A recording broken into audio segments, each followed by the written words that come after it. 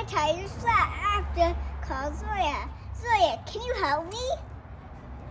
Hi guys, welcome back to Zoya and Ayaan's channel. Today we're going to be showing you how to use an air compressor. So let's get to it. First, the air compressors are fun to use, but safety first.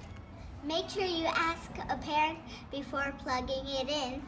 Remember to check the regulator to make sure it's not overpressurized. Before plugging in your hose, be sure to screw on your tire accessory. You may need help attaching the hose. Remember to not overfill the tires. Thank you for helping me fill my tires. You're welcome.